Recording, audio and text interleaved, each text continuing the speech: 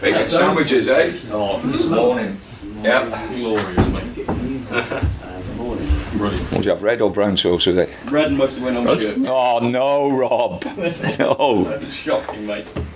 See his shirt, eh? Oh, my, shocking. So I was not going to be on telly tonight, so it's fine. Shut up, you. Have you done? Yeah, rolling, mate. Wait, sure. Sorry.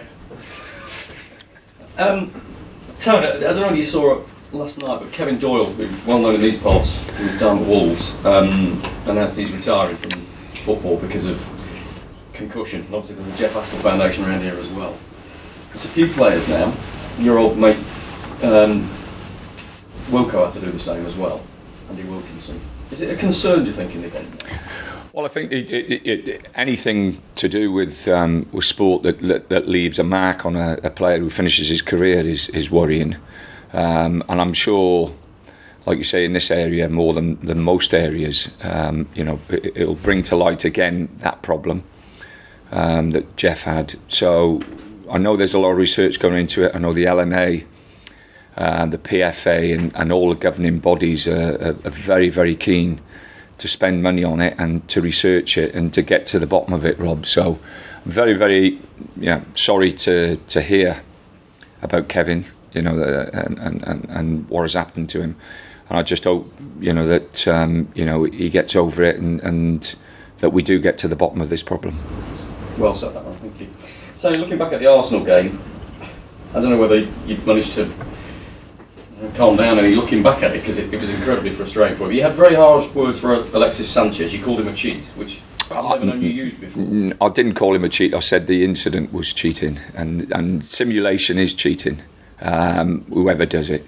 So, you know, my big thing on this is that in the modern game, with the players technically so good and the ball's so light, free kicks around the edge of the box now are almost as dangerous as taking penalties, and I think referees and the officials should take that into consideration.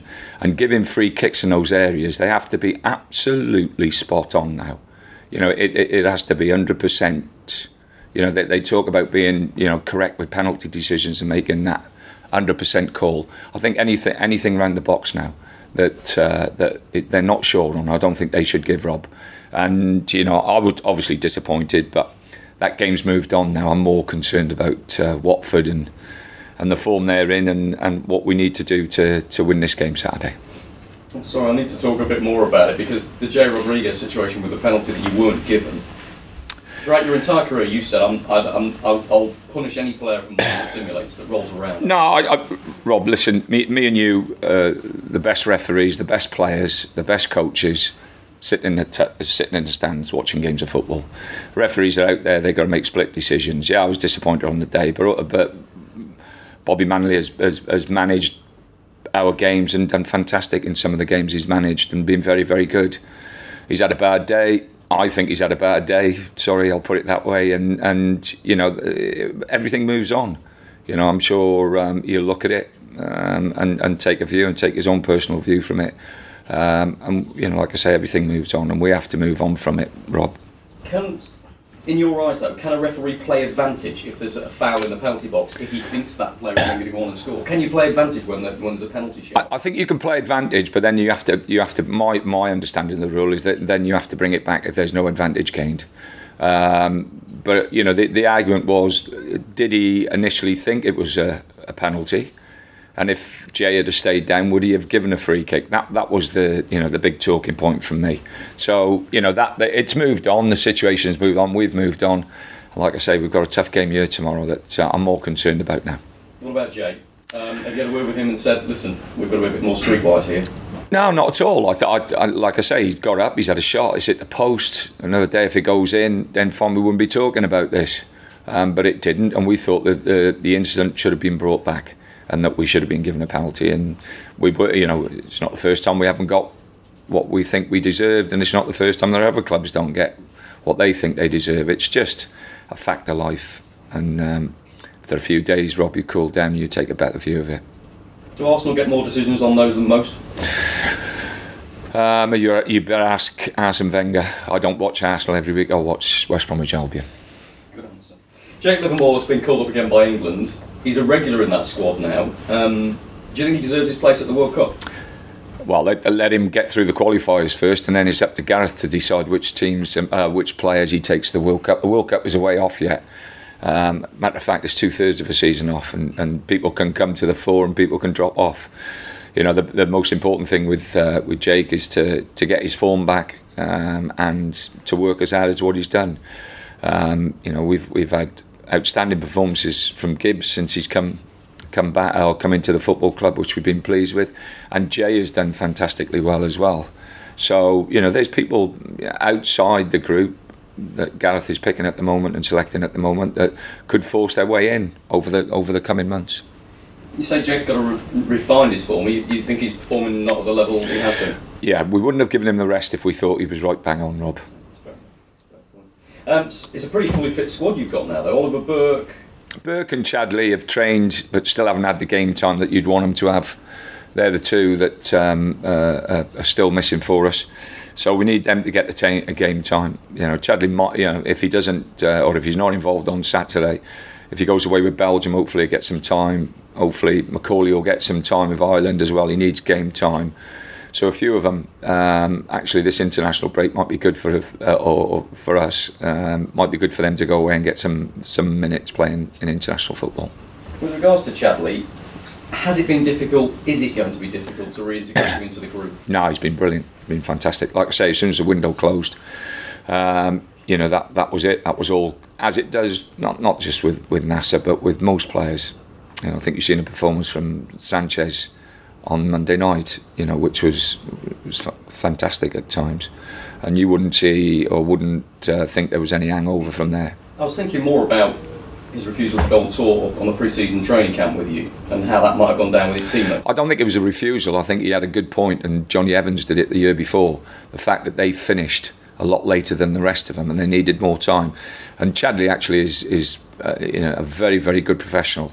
Looks after himself extremely well, and I think he, you know, along with a lot of players today, especially the foreign players, they have their own fitness advisors and fitness coaches. So Chadley's argument was a fair argument, and I think as a manager, especially in the modern game today, to sit down and talk to these players, you know, they're a lot more upstanding in respect of knowledge of what they need and what they want and what they can gain from certain situations, and that was fine from Chad.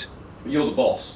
Oh no, I'll make the final decision, but you know, if I go with him and say, yeah, I think that's not a bad idea, then that's being the boss as well, Rob. Being the boss is always not saying no. Is that what happened then? Yeah, Johnny Evans was saying the year before, Johnny needed a bit more time, and we gave him a little bit more time. And I think that, you know, there's been lots of situations in my career where players have come and sat down and had a chat with me about certain things, and I've gone their way. There's been lots of occasions where I haven't gone their way, but there's been times where, you know, you go with it. And I think that's management. That's part of management, especially modern day management. What about Watford? They've won 3 away already. Swansea, Southampton and Bournemouth. Yeah, he's you know, obviously he's got a better horse to ride this year than what he had last year. And you know, he's been backed. They've spent quite a bit of money. Quite a few of the players, you know, I don't know, to be honest, they've come in from abroad, but they look a very, very capable team at the moment. It'll be a tough game for us. Tommy, thanks, Tom. Marco Silva, what sort of a job do you think he has done in English football since he's been here? We got relegated at Hull the first year, but he's got a better horse to ride this year, so it'll be interesting to see how he does. And that, I think that, you know, that's what counts. You need the opportunity and the chance to have a go, and I think Watford will give him, looking at the money that they've spent, looking at the players they've invested in, that will give him the opportunity and the chance to push on and show how good he is. So the fact that they are 6th in the table, you think that's a lot to do with the players they brought in the summer? Yeah, I think they've got a very. I think they're most probably, they've gone under the radar a little bit with the quality of players that they've brought in. If you have a look at the 2 wide players who have been pretty outstanding, Shallow has been a good signing. Obviously, Gray, they have made quite a few changes there, and they look a decent team. One of the players who perhaps hasn't played as much this season is Troy Deeney. How close have you been over the years to signing Deeney? Well, we've liked Deeney, and you know, I think he's the first couple of years in the Premier League he did exceptionally well for Watford.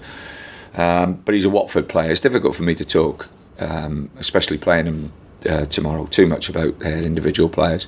But yeah, I've been an admirer from a distance. Someone who you see close up and personal every day, Ben Foster, who we're going to talk to shortly. In his time here, I mean, you had him at Stoke briefly. In his time here, how good has he been for you? Well, he's been absolutely outstanding, and outstanding in respect that he's had a couple of bad injuries as well, and come back and regained a level of form that, has been top class, and he is one of the top goalkeepers in the Premier League, and remains one of the top goalkeepers in the Premier League. Did you see that at Stoke when he went to you all those years ago? Did you know he'd become what he has? No, you know, I think Colin Dobson actually seen him playing in non-league football somewhere and got him and brought him in. And after that first year, Sir Alex took him to Manchester United. So we didn't see really a lot of Ben, but he's had a wonderful career and he's done fantastically well at this football club. So a quick couple from me, if I may. You pleased that Gareth Southgate stuck by Jake, and can you give him that sort of boost, confidence-wise? Yeah, you know, like I say, I think for me to pick anybody's team is wrong. Gareth will have to pick what he thinks is right for his squads, and Jake has played really well for England over the period that he's picked him. So I have no reason to doubt that he was going to be in this squad. Can it help him psychologically? Well, I think it'll help him with. He needs a little bit more football now. He's had that little bit of a break. He's had a little bit of a rest. Now he needs a little bit more football, so that might help him. This actually, like I said, with the others going away who haven't played much, this might actually help him a little bit. Do you have any dialogue with Gareth about Jake and other players? Yeah, I've spoken to Gareth a couple of times. I've got great respect for Gareth as a player and as a person. I think he's a decent human being. And you know, I hope him, you know, and Steve Holland, who I know really well, worked with Steve at Stoke. I hope the two of them make a real good fist of it. You know, two English coaches, young managers.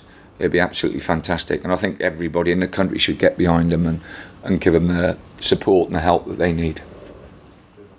Writtens?